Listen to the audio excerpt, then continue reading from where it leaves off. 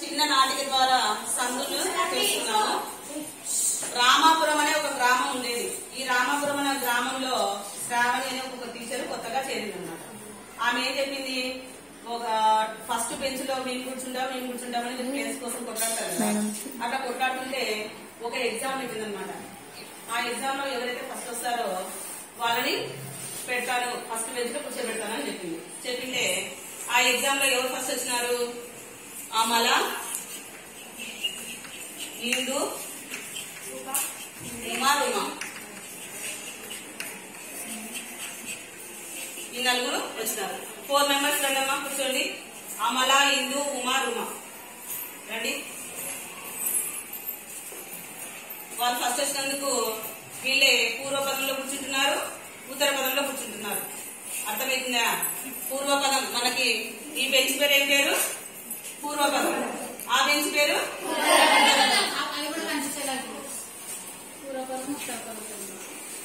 అమల, ఇందు, ఉమా, రుమా వాళ్ళు ఏం కూర్చుంటున్నారు? నలుగురు పూర్వపదం బెంచ్ లో కూర్చుంటున్నారు, ఉత్తర పదం బెంచ్ లో కూడా కూర్చుంటున్నారు.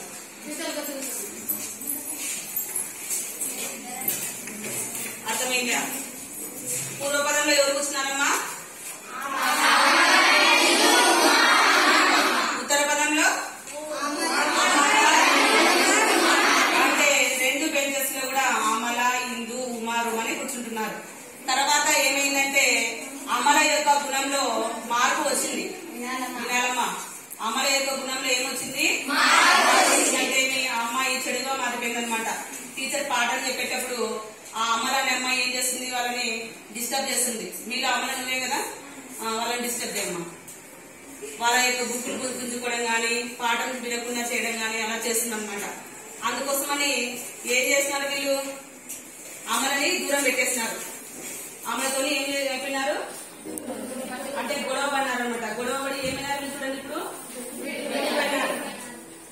విడిపోయినారా? ఎట్లా విడిపోయినారు చెప్పండి. పూర్వపదంలో ఎవరు కూర్చున్నారు? అమల కూర్చోండి.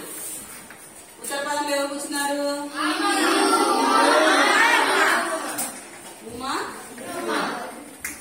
తర్వాత కొన్ని రోజులకి అమల ఏం చేసింది, రోజు బాధపడుతూనే ఉంది. ఎందుకంటే ఫ్రెండ్స్ దూరమైనందుకు ఏం చేస్తుంది, బాధపడుతుంది అనమాట. బాధపడి పడి ఏం చేస్తుంది, ఇంకా వేరే స్కూల్ కి వెళ్ళిపోయింది.